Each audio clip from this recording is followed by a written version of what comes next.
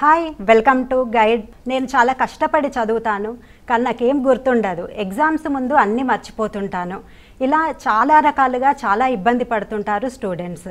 అసలు నిజానికి ఇలాంటి ఇన్ని ఇబ్బందులు ఉంటాయా? అసలు కాంపిటేటివ్ ఎగ్జామ్స్కి ప్రిపేర్ అవుతున్న విద్యార్థులకు వచ్చే ఇబ్బందులు ఏంటి, వారు చేసే తప్పిదాలేంటి, ఇలాంటివి తెలియజేయడానికి మనతో పాటు ఈరోజు స్టూడియోలో ఉన్నారు ప్రముఖ career guide, Limca book of records గ్రహీత డాక్టర్ సిఎస్ వేపా గారు.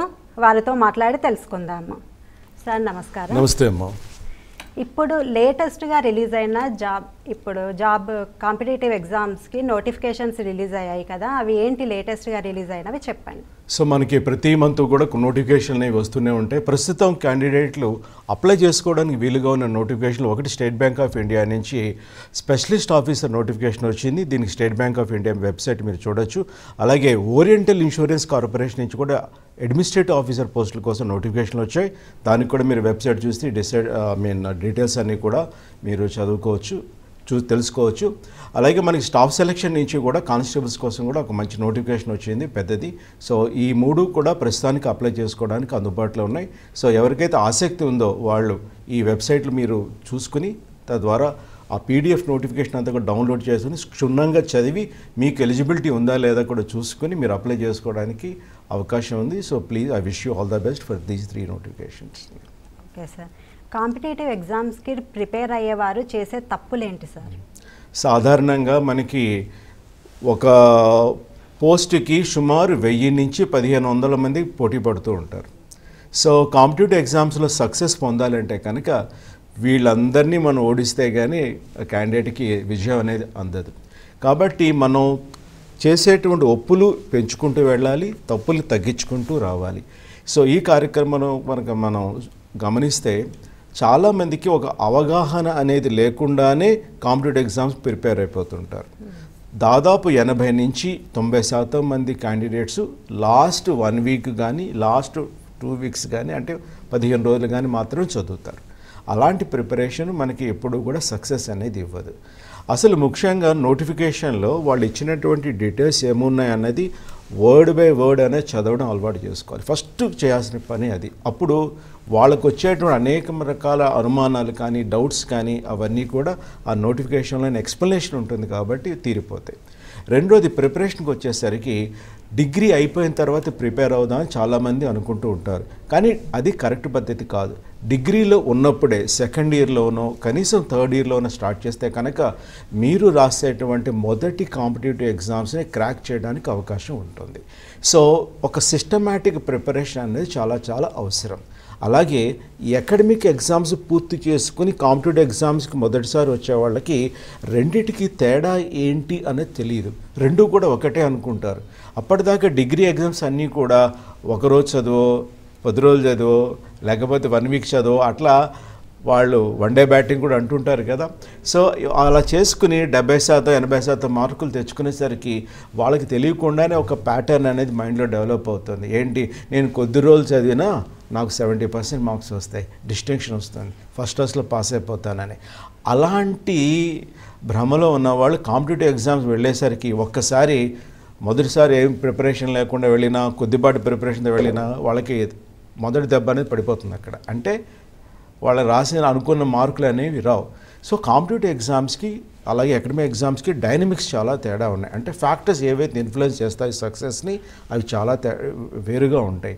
అవి తెలుసుకోకుండా ప్రిపరేషన్ అనేది మనం చేయలేం.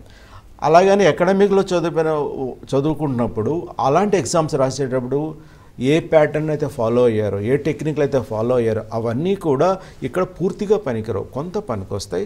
అలాగే కొన్ని కొత్తవి నేర్చుకోవాల్సి ఉంటుంది.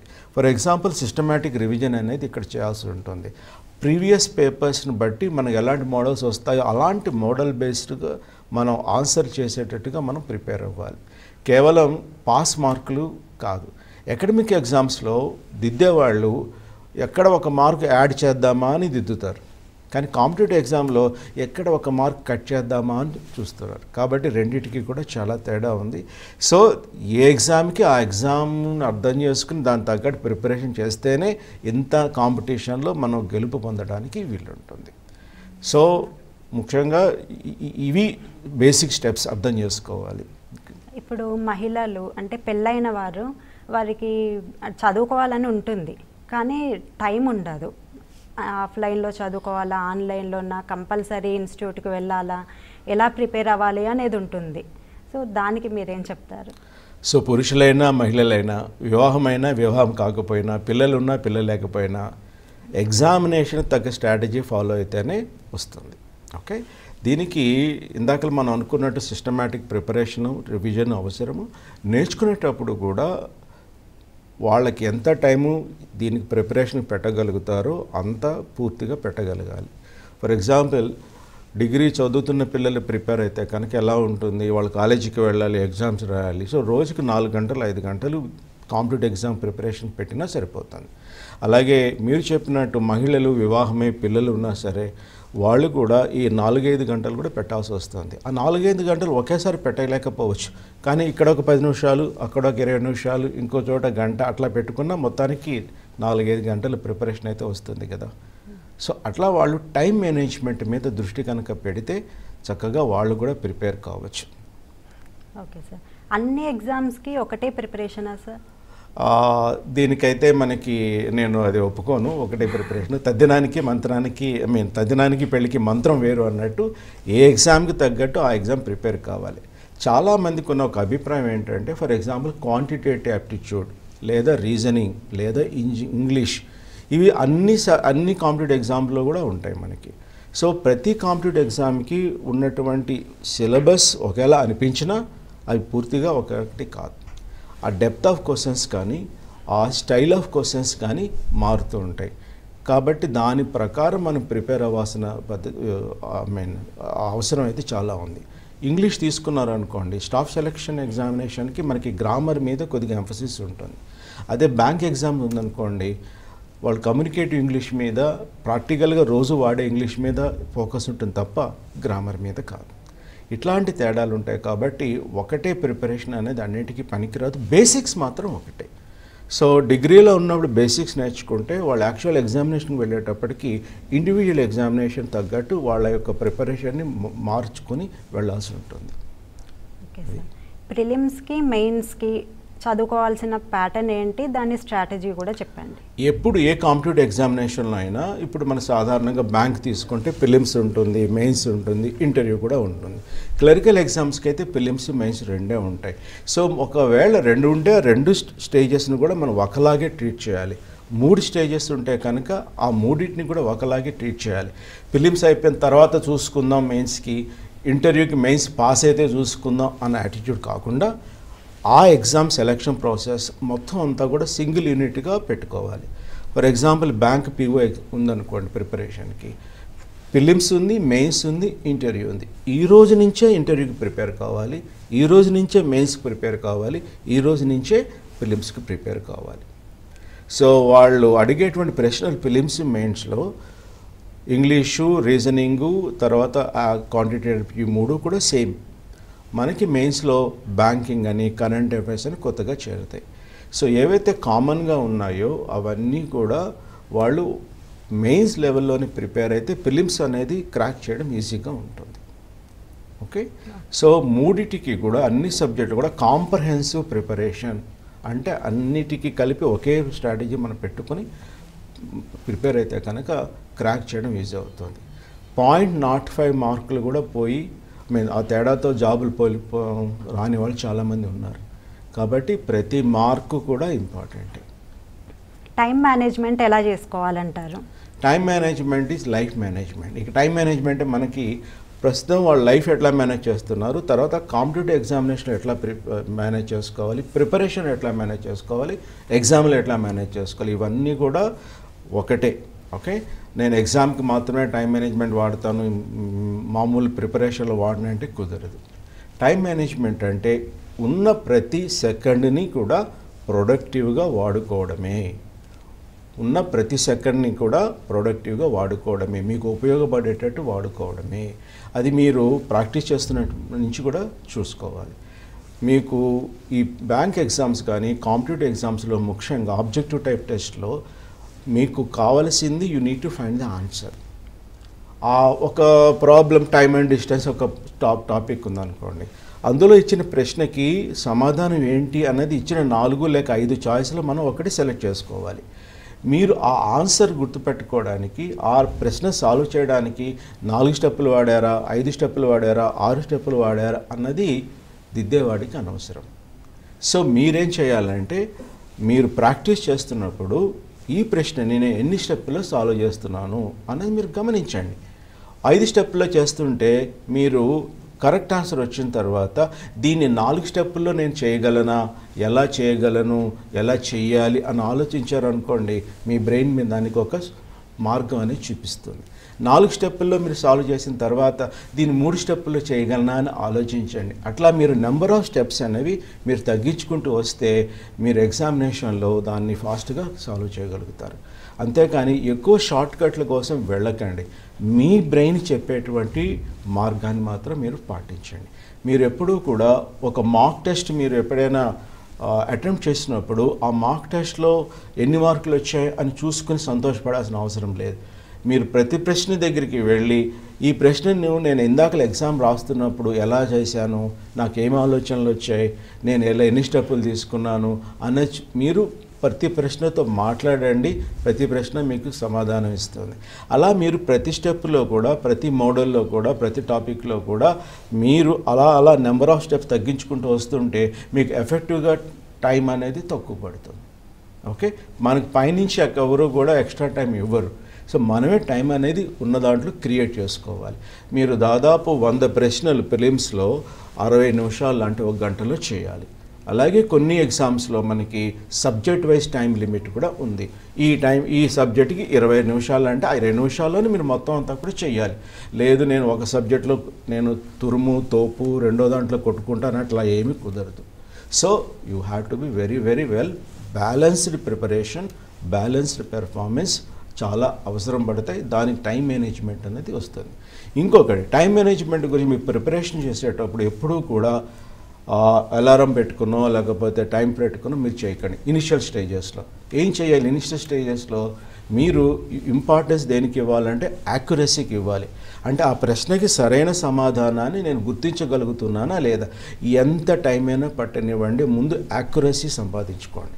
మీకు ఎప్పుడైతే యాక్యురసీ అనేది వచ్చేసిందో అప్పుడు స్పీడ్గా చేయాలి అన్న తపన ఆ ప్రాసెస్ మీద ఆలోచించండి. యాక్యురసీ లేకుండా స్పీడ్ అనేది waste. Okay, so only accuracy పెట్టుకుని స్పీడ్ లేకపోతే కనుక ఎగ్జామినేషన్లో అన్ని ప్రశ్నలు అటెంప్ట్ చేయడానికి, కనీసం చూడడానికి కూడా మీకు టైం ఉండదు. మనకి రెండు కళ్ళు లాంటివే. బట్ ఫస్ట్ మీరు దేని మీద పట్టు తెచ్చుకోవాలి? యాక్యురసీ మీద.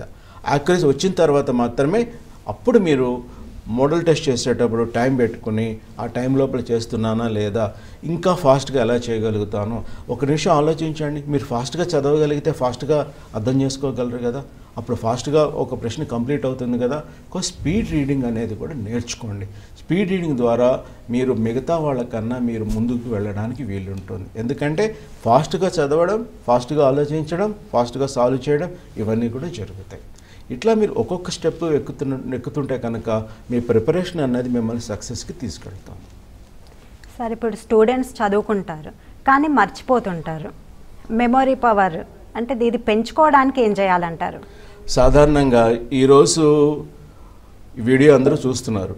ఈ వీడియోలో చెప్పిన పాయింట్స్ అన్నీ కూడా ఒక 100% అనుకుందాం. రేపు ఇదే టైంకి ఈ వీడియోని చూసిన వాళ్ళు, ఈరోజు చూసిన వాళ్ళు రేపటికి ఇదే సమయానికి ఎన్ని పాయింట్లు గుర్తుపెట్టుకుంటారు అని అనుకుంటున్నారు మీరు? అంటే how much percentage information we can recollect after 24 hours of learning that. ఏ విషయమైనా సరే నాకు తెలిసి ఒక 10 minutes. 10 points out of. Okay, so మీరు చాలా హంబుల్గా ఆన్సర్ ఇస్తున్నారు. సో చాలామంది ఏమనుకుంటారంటే వాళ్ళ మెమరీని చాలా ఓవర్ ఎస్టిమేట్ చేసుకుంటారు. 90% గుర్తుంటుందని, 80% గుర్తుంటుంది, 70 అని, 50 అని చాలా సాధారణంగా అందరూ చెప్తారు. కానీ సైంటిఫిక్ రీసెర్చ్ ఏం చెప్తుందంటే ఆన్ అన్ యావరేజ్ మనం నేర్చుకున్న దాంట్లో కేవలం 20% మన్నాడికి అంటే 24 గంటల తర్వాత మనకు ఉంటుంది. అంటే 80% మన బ్రెయిన్ నుంచి ఏమవుతుంది? మాయమైపోతుంది. అంటే నా పర్సులో నేను ఒక 10,000 రూపాయలు ఇప్పుడు పెట్టుకుంటే రేపు ఈవినింగ్ ఇదే టైంకి అందులో 2,000 ఉంటాయి, 8,000 పోతాయి. అదే మీకు జరిగితే మీకు హ్యాపీగా ఉంటుందా? ఉండదు. You feel it pinches you. అట్లాగే మీరు ఎంతో కష్టపడి ఒక కోచింగ్ ఇన్స్టిట్యూట్ కానీ ఏదైనా నేర్చుకోవడానికి వెళ్ళి నేర్చుకుని మీరు దాన్ని రివిజన్ చేయకపోవడం వలన మన్నాడికే మీకు 80% పోతుంది. అంటే మెమరీకి మ్యాక్సిమం డ్యామేజ్ అన్నది మొదటి 24 గంటల్లోనే జరుగుతుంది. ఈ లాస్ని ముందు మనం కాపాడుకోవాలి, ఈ లాస్ జరగకుండా చూసుకోవాలి. అంటే కనుక 24 గంటల్లో మీరు ఏది నేర్చుకున్నా సరే కనీసం 4 సార్లైనా రివిజన్ చేయడానికి ప్రయత్నించండి. ఆ రివిజన్ చేస్తున్నప్పుడు మీకు ఈ లాస్ అనేది తగ్గుతుంది. మొట్టమొదటి మీరు చేయాల్సినటువంటి పని ఇది. అలాగే మీరు సిస్టమేటిక్గా ఒక పద్ధతిలో మీరు వారం ఈ వారం ఏం నేర్చుకున్నాము, అలాగే ఈ మంత్ ఏం నేర్చుకున్నాము అని రివిజన్ చేసుకుంటుంటే కనుక మీరు ఎప్పటికీ కూడా మర్చిపోరు. మీరు ఒకటి మాత్రం గుర్తుపెట్టుకోండి, మన ఇండియాలో అకాడమిక్ ఎగ్జామ్స్ అన్నీ కూడా మ్యాక్సిమం మెమరీ బేస్డే ఉంటాయి. కానీ కాంపిటేటివ్ ఎగ్జామినేషన్లో మెమరీ కావాలి. ఆ మెమరీతో ఉన్న నాలెడ్జ్ని మీరు అప్లై చేసేటువంటి అనలిటికల్ స్కిల్స్ కూడా మీకు కావాలి. ఈ 2 కాంబినేషన్స్తోనే మీకు విజయం అనేది వస్తుంది. ఓన్లీ మెమరీతో రాదు, ఓన్లీ అనలిటికల్ స్కిల్స్తో కూడా రాదు, 2 కూడా ఉండాలి. సార్ వనపర్తి నుంచి కాలర్ రెడీగా ఉన్నారు, మాట్లాడదాం. నమస్తే అండి, ఎక్కడి నుంచి కాల్ చేస్తున్నారు? వనపర్తి నుంచి మేడం. సార్ మీ డౌట్ ఏంటో చెప్పండి, సార్ ఉన్నారు. ఏం లేదు మేడం, మా అమ్మాయి కాంట్రాక్ట్ బేసిక్ లా చేస్తుంది బ్యాంకింగ్ లా. దాన్ని పర్మనెంట్ గా టెస్ట్ రాయడానికి ఎట్లా మేడం? మళ్ళీ ఒకసారి చెప్తారా? మీ అమ్మాయి బ్యాంకులో ఏం చేస్తున్నారు? కాంట్రాక్ట్ బేసిక్ లా పని చేస్తున్నారు. Okay okay. ఎవరైతే కాంట్రాక్ట్ బేస్ పర్మనెంట్ గా టెస్ట్ రాసి వాళ్ళ దాంట్లో డిపార్ట్మెంట్ లో పోవాలంటే ఎట్లా లీవ్ ఇస్తారా, లేకపోతే వాళ్ళతోనే మన పర్మిషన్ తీసుకున్నారా? ఓకే. కాంట్రాక్ట్ బేసా లేకపోతే అప్రెంటిస్ చేస్తున్నారా? ఎట్లా సార్? అప్రెంటిస్. ఎందుకంటే మనకి రైట్, మోడీ గవర్నమెంట్ కొత్తగా తీసుకొచ్చింది అప్రెంటిస్. సో మీ అందరికీ కూడా ఒక గుడ్ న్యూస్ ఏంటంటే మనకి నేషనల్ అప్రెంటిస్షిప్ ప్రోగ్రామ్ కింద ప్రతి బ్యాంకు అలాగే ప్రతి గవర్నమెంట్ ఎంటర్ప్రైజ్ కూడా 1 year పాటు జాబ్ అనేది ఇస్తున్నాయి. ఈ 1 year జాబ్ కూడా కాంట్రాక్ట్ బేస్, అంటే 1 year వరకే ఉంటుంది. ఈ 1 yearలో కూడా మీకు 10,000, 12,000, 15,000 వరకు కూడా శాలరీ కూడా ఇస్తారు. ఇది అవకాశం వస్తే కనుక తప్పకుండా మీరు దాన్ని గ్రాబ్ చేయండి. ఎందుకంటే అది మన బయోడేటాలో పెట్టుకోవచ్చు కదా. నేను 1 year స్టేట్ బ్యాంక్ ఆఫ్ ఇండియాలో పనిచేశాను అని పెట్టుకుంటే మీరు ఆ ఇంటర్వ్యూ కనుక వెళ్ళినప్పుడు మీకు ఇంటర్వ్యూలో ఫుల్ మార్క్స్ అనేది ఇస్తారు. అంటే ఇది మై ఒపీనియన్. ఎందుకంటే ఆల్రెడీ ఈ క్యాండిడేట్ మన బ్యాంకులో ఉన్నారు అని అన్న ఆ విషయం వాళ్ళకి తెలిసినప్పుడు they will be very very happy. Full marks ఇవ్వడానికి ఛాన్సెస్ ఉన్నాయి. కాబట్టి ఎప్పుడూ కూడా ఇలాంటి అవకాశం వస్తే కనుక, అంటే మనకి బ్యాంకింగ్ అంటే ఇష్టము అంటే బ్యాంకింగ్లో వెళ్ళండి, లేదు వేరే రంగం ప్రభుత్వ రంగం ఏదైనా తీసుకున్నా సరే అందులో అప్రెంటిస్షిప్ చేయడానికి ప్రయత్నించండి. ఓకే, ఇది చాలా అవసరం. అలాగే మీకు ఇప్పుడు ఆల్రెడీ చేస్తున్నారు కాబట్టి ఈ రెగ్యులర్ పిఓ పోస్టులు పడినప్పుడు తప్పనిసరిగా అప్లై చేసి ప్రిపేర్ అయ్యి రాస్తే అడ్వాంటేజ్ అనేది ఖచ్చితంగా మీ అమ్మాయి గారికి ఉంటుంది. సార్ మరొక కాలర్ రెడీగా ఉన్నారు, మాట్లాడదాం. నమస్తే అండి, మీ క్వశ్చన్ ఏంటో చెప్పండి, సార్ ఉన్నారు. Sir good evening. Good evening, చెప్పండి అమ్మా. సార్ నాకు ఫిజిక్స్ కెమిస్ట్రీ ఇంతవరకు అర్థమవుతుంది సార్. ఫస్ట్ బయటకు చదువుతున్నాం. మీరేం చదువుతున్నారమ్మా?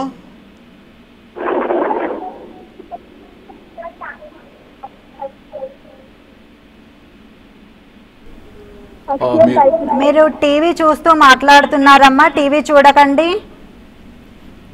టీవీ మ్యూట్లో పెట్టి మాట్లాడండి.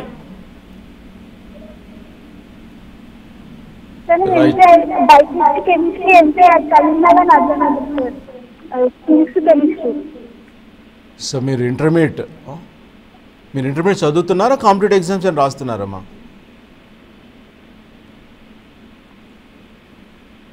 సో ఇంటర్మీడియట్ అంటే కనుక అకాడమిక్ ఎగ్జామినేషన్. ఈ అకాడమిక్ ఎగ్జామ్స్కి ఒక బ్లూ ప్రింట్ అనేది ఉంటుంది. అంటే సిలబస్ ప్రకారం ఎన్ని సెక్షన్స్ ఉండాలి, ఒక్కొక్క సెక్షన్ ఏ చాప్టర్ కవర్ అవుతాయి, ఇవన్నీ కూడా ముందుగానే డిసైడ్ ఉంటుంది. కాబట్టి మీకు ఒక రకంగా చదవడం అనేది ఈజీ, మార్కులు తెచ్చుకోవడం కూడా ఈజీ. అలా కాకుండా కాంపిటేటివ్ ఎగ్జామ్కి వెళ్తున్నప్పుడు సైన్స్ అండ్ టెక్నాలజీ మీద మనకి ప్రశ్నలు వస్తాయి. కానీ ఎలాంటి ప్రశ్నలు వస్తాయంటే basics of the subject, like physics, chemistry, అలా మనం బయాలజీలో అనుకుంటే వాటికి సంబంధించినటువంటి ఫండమెంటల్ రూల్స్. అలాగే రెండోది మీకు డైలీ లైఫ్లో ఆ కాన్సెప్ట్స్ అనేవి ఎలా అప్లికబుల్ అవుతున్నాయి. మీరు నడుస్తున్నారు అంటే కనుక ఏ రూల్ అనేది మనకి అప్లై అవుతుంది, అక్కడ ఒక రాకెట్ పైకి వెళ్తుందంటే ఏ రూల్ అప్లై అవుతుంది, రైట్. అలాగే మనకి దోమలు కుడతాయి, దోమలు కుట్టినప్పుడు మగదోమ ఆడదోమ ఎందుకు, రైట్. అలాగే మనకి రియల్ లైఫ్లో మనకి శీతాకాలం తక్కువ చెమట పడుతుంది, ఎండాకాలం ఎక్కువ చెమట ఎందుకు పడుతుంది, రైట్. మనకి దురద పడితే గోక్కుంటాం, ఎందుకు గోక్కుంటాం, గోక్కుంటే ఏమవుతుంది, ఈ సివిల్స్లో కూడా ఒకసారి అడిగారు ఈ ప్రశ్న, రైట్. ఇట్లా application of science in practical life, real life, దాని మీద ప్రశ్నలు వస్తాయి. మూడో కేటగిరీలో ఆ సైన్స్ అండ్ టెక్నాలజీలో ఈ మధ్య లేటెస్ట్ డెవలప్మెంట్స్ ఏమున్నాయి దాని మీద వస్తుంది. ఫర్ ఎగ్జాంపుల్ మనకి లాస్ట్ ఇయర్ మెడిసిన్లో నోబెల్ ప్రైజ్ ఎవరికి ఇచ్చారు, ఎందుకు ఇచ్చారు, దాని మీద ఒక ప్రశ్న అట్లా రావచ్చు. ఓకే, ఇలా మనకి 3 రకాలు వస్తాయి. సో మీరు తప్పనిసరిగా ఇలా ప్రిపేర్ అయితే కనుక దాని గురించినటువంటి ఎడిషనల్ ప్రిపరేషన్ అనేది మీకు ప్రత్యేకంగా అవసరం పడదు. మీరు నేర్చుకుంటున్న సబ్జెక్ట్స్ని రియల్ లైఫ్లో ఎలా అప్లై చేయొచ్చు అనేది మాత్రం ఆలోచిస్తూ ఉండండి, అబ్జర్వ్ చేస్తూ ఉండండి. ప్రతిరోజు స్నానం చేస్తాం, సబ్బుతో తోముకున్నప్పుడు ఆ మట్టి ఎంత పోతుంది, జిడ్డు ఎంత పోతుంది, ఎందుకు, ఇట్లా మీరు కొన్ని ప్రశ్నలు అబ్జర్వేషన్ చేసి ప్రశ్నలు వేసుకుంటే మీకు సమాధానం దొరుకుతుంది. ఆదిలాబాద్ నుంచి మరో కాలర్ ఉన్నారండి. సార్ నమస్తే అండి, చెప్పండి. సార్ ఉన్నారు. Hello sir, good evening. చెప్పండి అమ్మా. సార్ మా బాబు ఇప్పుడు బీబీఏ ఫైనల్ చేస్తున్నాడు సార్. తర్వాత నెక్స్ట్ ఎంబీఏ బాగుంటుందా, తర్వాత బీబీఏతోని ఏమైనా జాబ్ సెర్చ్ బాగుంటుందా సార్? అమ్మ మీ బాబు బిఏ చేస్తున్నారా, బీఈనా? BBA. BBA, okay. So degree, మనకి డిగ్రీ అయిపోయిన తర్వాత ప్రస్తుతం ఉన్న సమాజం, ప్రస్తుతం ఉన్నటువంటి జాబ్ మార్కెట్, వీటిని దృష్టిలో పెట్టుకుని మనకి 2 ఆప్షన్స్ ఉన్నాయి. ఒకటి పీజీ చేసుకోవడం, రెండోది ఏదైనా జాబ్ అనేది వెతుక్కోవడం. నా సలహా నేను అందరికీ కూడా చెప్పేటువంటిది ఏంటంటే డిగ్రీ వరకు పేరెంట్స్ చెప్పిస్తున్నారు, దాంతో పేరెంట్స్ యొక్క బాధ్యత అయిపోతుంది. పిల్లలు డిగ్రీ అయిపోయిన తర్వాత ఏదో ఒక జాబ్ అనేది చూసుకోవాలి.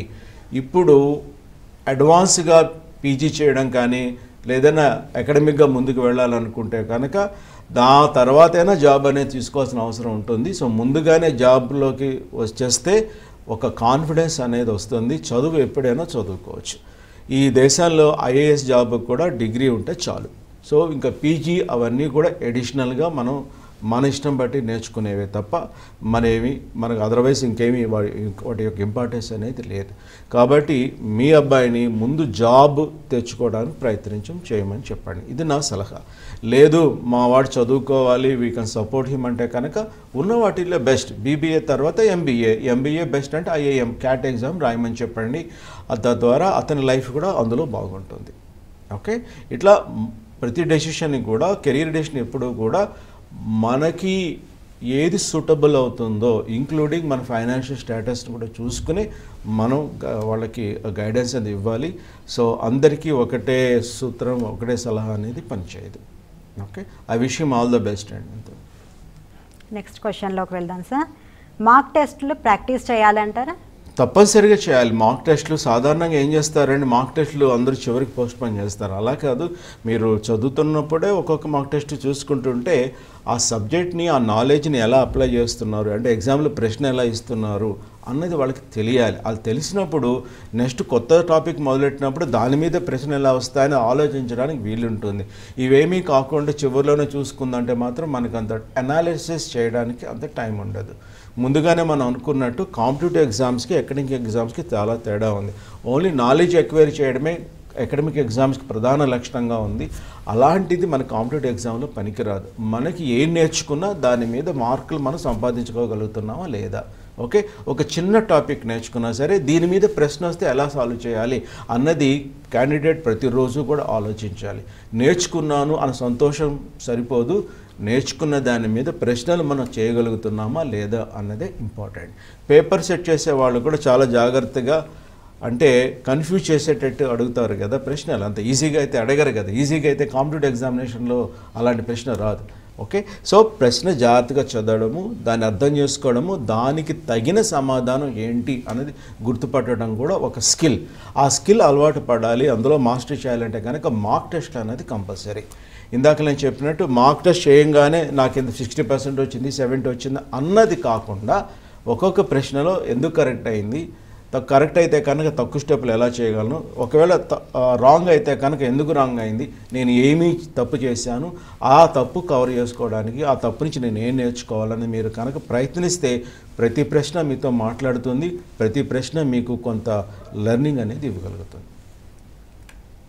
థ్యాంక్ యూ సార్, చాలా చక్కగా చెప్పారు. Thank you. ఇది ఈనాటి గైడ్ ప్రోగ్రామ్. మీరు ఒకవేళ ఈ ప్రోగ్రామ్ని యూట్యూబ్లో చూడాలనుకుంటే చూడొచ్చు. కింద కామెంట్లో మీకు ఏమైనా క్వశ్చన్స్ ఉంటే కూడా అడగవచ్చు. నమస్తే.